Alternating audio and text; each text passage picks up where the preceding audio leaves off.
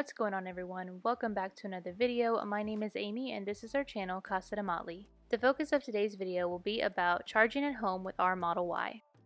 We purchased our wall connector on Tesla's website before receiving the Model Y. Tesla requested photos of our electric panel and our desired charger location. After we submitted the photos, we were provided with different quotes from nearby electricians, and after we agreed to the vendor and pricing, we were able to schedule the installation date, which was about 3 weeks out. Installation didn't take long, maybe less than 2 hours. The electricians were Tesla certified and were mindful of our desired location for the charger.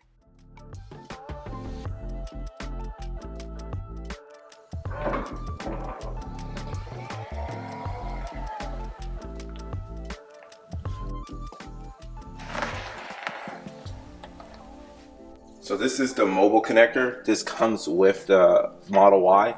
Now what's cool about this packaging is that it has like this Velcro material on the back. So you feel free to leave this out in this area. Usually we store it underneath just to give us a little bit more storage room on there. But this will stick. It won't move around while you're driving the car. But I'm gonna show you guys the charger plug. So standard goes into your standard house outlet here. This will plug into the charger there. And you just snap it. You got to use a little force to get it to there. But yeah, just go into your standard house plug. This will give you around like 5 miles per hour of charging on there. So if you don't have like a long commute or something like that, this will be just fine. If your commute is like 20 miles a day or something like that, this will be plenty enough charge for that. There also, we did use this one before our wall connector was installed into the home. So I mean, if you're doing something that's like a little bit over like probably 40 miles or so a day on there, then I'll probably suggest at least getting like the 240 volt charger. Then if you're doing something a little bit more than that, then go for, or if you have 2 EVs or something like that, you can go for the wall connector. But it also comes with like another connector for your charging. This is for if you're going to like a non Tesla supercharger, you'll be able to use this adapter to go to like, I guess like Blink and EVgo. But feel free to use any of those third-party brands with this one. One minor detail I thought I would mention, just because I noticed it, is that the charger plug that comes with the car has like some chrome silver on it, which is different than the one that you purchase with the home charger plug. This one's all black, so not important, but I thought it was pretty cool to mention. Here to give you guys a tip when it comes to projected range on Teslas. A lot of times you will hear people speak about how the estimated miles that's indicated on the Tesla on the front screen.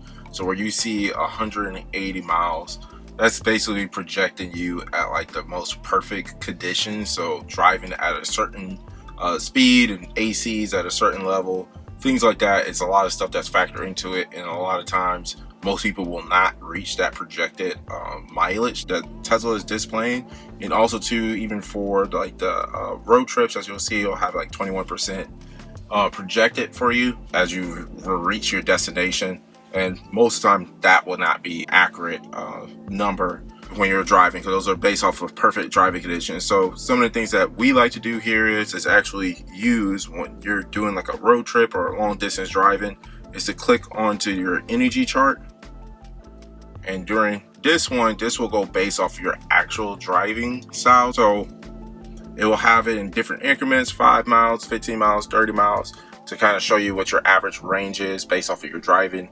For there, then you can also use this feature up top where you click on the trip, and that will give you an estimated range of where you're at. And as you're driving, that number, if you were to increase like your range or decrease your range, that number will reflect onto your screen. It will keep it up to date pretty much.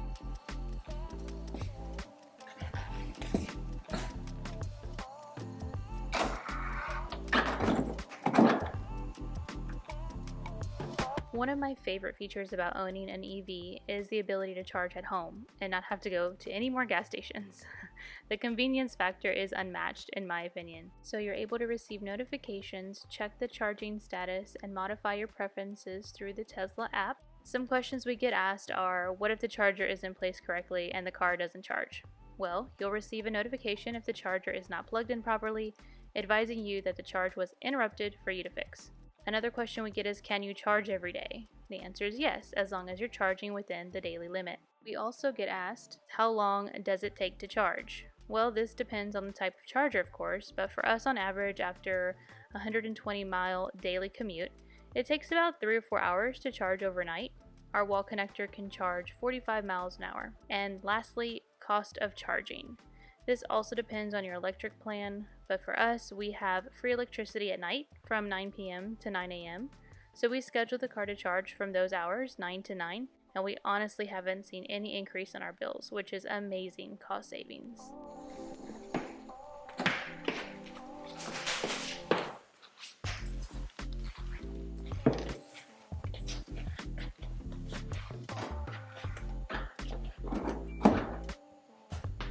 Alright, so it really is that easy. It's very convenient to have like your own home charger. Some of the questions you get is like, how much can you charge it? You can charge this car as many times as you want. That's what we were told. That's what everything says online. Feel free to charge it. It's not going to mess up the battery degradation. The main thing for battery degradation is just making sure that you charge it to around like 80%. They don't want you to charge it to a full 100% unless you're going on like a road trip. So you do that ever so often. But it's just like similar to like your cell phone. When you go home, you plug in your cell phone and get a charge there. You can do the same thing with your car. So if you have the option to get a home charger, I would definitely recommend having a home charger. You get to have the battery pretty much at its full capacity every day. All right, so I wanted to give one extra tip too. We live in Houston, Texas, where we get like hurricanes, and last year we didn't have the car at that point in time, but we had the winter storm, the ice storm that came through on there. So typically when you're preparing for those type of storms, you're preparing for like the power to go out, things like that. You want to, if you have a gas car, you would get your gas car and go fill it up, have the tank full. So the same thing will be applied to your EV. Go ahead, just plug it in before the storm comes. Just kind of have your battery at full capacity. You can actually probably charge it up to 100% if you want to at that point in time. I would definitely do that. But yeah, so you at least have a full battery at that point in time to go through whatever emergency situations that's coming through. Oh, and one other thing that's pretty cool, it's not charger related. Speaking about like the generators and solar panels with the Powerwall, you can use those. So we have like a generator with the transfer switch. So I can technically plug in the generator and turn on the switch, the breaker for the Tesla charging, and I can start getting charged that way too. So if you have solar panels with Powerwall, same thing. You could use that to generate charge for the car.